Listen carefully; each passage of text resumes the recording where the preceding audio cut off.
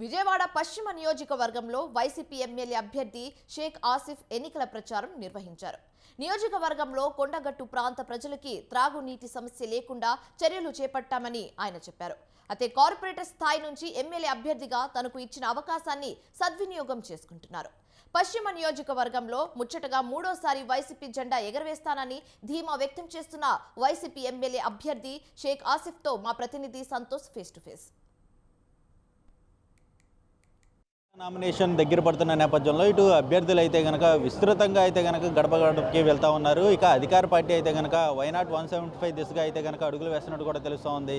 ప్రస్తుతం విజయవాడ పశ్చిమ నియోజకవర్గంలో ఏ విధంగా ఉంది, ప్రస్తుతం అయితే కనుక అభ్యర్థి ఆసిఫ్ అయితే కనుక విస్తృతంగా పర్యటన చేపడుతూ ఉన్నారు. అసలు ప్రజల నుంచి ఏ విధమైనటువంటి రెస్పాన్స్ వస్తుందన్న దానిపై అయితే కనుక అడిగి తెలుసుకుందాం. సరే, ఎలా ఉంది? మీరు 54 డివిజన్ కార్పొరేటర్గా పశ్చిమ నియోజకవర్గం ఎమ్మెల్యే అభ్యర్థిగా కూడా ఎదిగారు. ఎలా అనిపిస్తుంది? ప్రస్తుతం చూసుకున్నట్లయితే కనుక ప్రజల నుంచి ఎటువంటి రెస్పాన్స్ వస్తుంది? మంచి రెస్పాన్స్ వస్తుంది. ఈరోజు ప్రజల దగ్గరికి వెళ్తున్నాం. వెళ్ళి ఒకటే చెప్తున్నాను, నేను గతంలో కార్పొరేటర్గా నేను ఎన్నో సేవలు చేశాను, మీ అందరికీ అందుబాటులో ఉన్నాను. ఈరోజు కూడా నాకు జగన్మోహన్ రెడ్డి గారి ఆశీస్సులతో, నాకు దేవుడి దయతో జగన్మోహన్ రెడ్డి గారి ఆశీస్సులతో నాకు ఈ అవకాశం వచ్చింది. ఎమ్మెల్యే అభ్యర్థిగా నాకు ప్రకటించడం జరిగింది. తప్పకుండా మీ అందరి ఆశీస్సులు కావాలని చెప్పేసి అడుగుతున్నాను.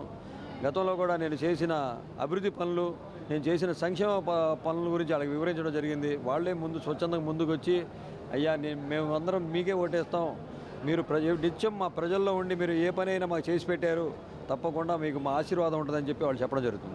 సరే, ఈ పశ్చిమ నియోజకవర్గంలో మీ పార్టీ అధికారంలో కూడా ఉండడం జరిగింది 2019 నుంచి 24 వరకు చూసుకున్నట్లయితే కనుక. అయితే ఇక్కడ ఉన్నటువంటి కొండ ప్రాంత వాసులకి ఏ విధమైనటువంటి హామీలు ఇచ్చారు? కొండ ప్రాంతంలో పెద్దగా వాళ్ళు హామీలు మాకు అడిగిందేమి లేదు. అన్నీ ఆల్రెడీ ఎవరైతే వైఎస్ఆర్సీపీ కార్పొరేటర్లు ఉన్నారో వాళ్ళందరూ చక్కగా అక్కడ అభివృద్ధి కార్యక్రమాలు చేశారు.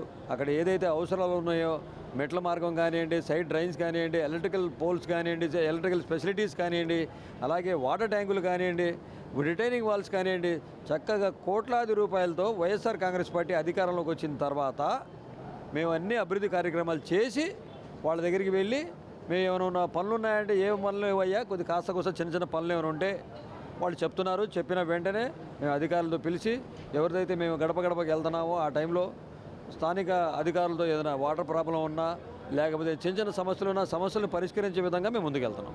అయితే పశ్చిమ నియోజకవర్గంలో అభివృద్ధి ఎటువంటి ఏమీ లేవు, అవినీతి పెరిగిపోయింది అంటూ కూడా ప్రతిపక్ష పార్టీలు అయితే కనుక విమర్శలు చేస్తున్న పరిస్థితులు కనబడుతూ ఉన్నాయి. వీటిని ఏ విధంగా, అంటే మీరు ఏ విధంగా చెప్తూ ఉంటారు?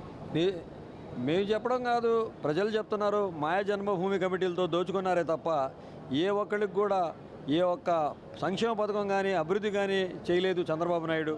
వాళ్ళ హయాంలో దాచుకోండి అనే విధానంతోనే పనిచేశారే తప్ప ఈరోజు అభివృద్ధి అనేది స్పష్టంగా కళ్ళకి కనబడుతుంది.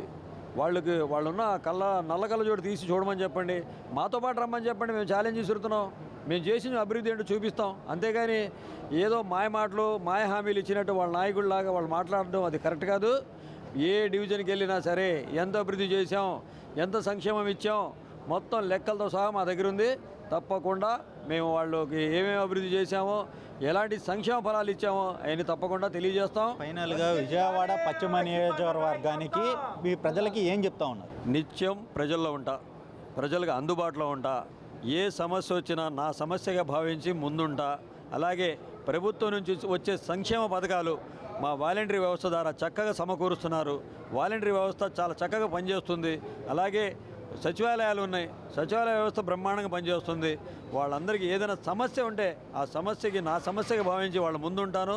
తప్పకుండా వాళ్ళందరితో మమేకమయ్యి ముందుకెళ్తాను, వాళ్ళ ఆశీర్వాదం తీసుకుంటాను. ఈరోజు ఒకటే చెప్తున్నాను, నేను స్థానికుడిని, నన్ను గుర్తించండి, నన్ను మీరందరూ ఆశీర్వదించండి. నేను మీలో ఒకటిగా ఉంటా. ఒక సామాన్యుడి మీద ఒక ధనికుడిని తీసుకొచ్చేసి పోటీకి పెడుతున్నారు. ఆయన ఫ్లైట్లు తప్ప ఏ ఒక్క నేలలు తెలియదు ఆయనకి. అలాంటి వ్యక్తిని తీసుకొచ్చేసి నేల మీద నడవండి, కొండ మీద నడవండి అంటే నడుస్తాడు ఆయన. ఏదో మాయ మాటలు చెప్పేసి ఆ టయానికి పబ్బెం గడుపుకుంటారే తప్ప ఎవరు నిత్యం ప్రజల్లోకి రారు. మీరు ఆలోచించుకోండి. నిత్యం మీతో ఉంటూ మీ సమస్యలు తెలుసుకుంటా. నేను కూడా ఒక సామాన్య స్థాయి నుంచి ఎదిగిన వ్యక్తిని. నాకు ఎవరి బాధలు, ప్రజల ఆర్థిక బాధలేంటి, ప్రజల సమస్యలేంటి తెలుసుకొని ముందెళ్ళే నాయకుడిని. తప్పకుండా మీ అందరి ఆశీర్వాదం నాకు ఉంటుందని చెప్పేసి భావిస్తున్నాను. Thank you. ఇది మొత్తంగా విజయవాడ పశ్చిమ నియోజకవర్గంలో అభివృద్ధి అనేది కూడా చేసుకుంటూ వచ్చాము. అదేవిధంగా ఏదైతే ప్రతిపక్షాలు చేస్తున్నటువంటి ఆరోపణలన్నీ కూడా అవాస్తవాలు అంటూ కూడా పశ్చిమ నియోజకవర్గ వైసీపీ ఎమ్మెల్యే అభ్యర్థి కనుక ఆసిఫ్ చెప్తా ఉన్నారు. వీడియో జర్నలిస్ట్ రాజ్ కుమార్తో సంతోష్, స్వతంత్ర టీవీ, విజయవాడ పశ్చిమ నియోజకవర్గం నుంచి.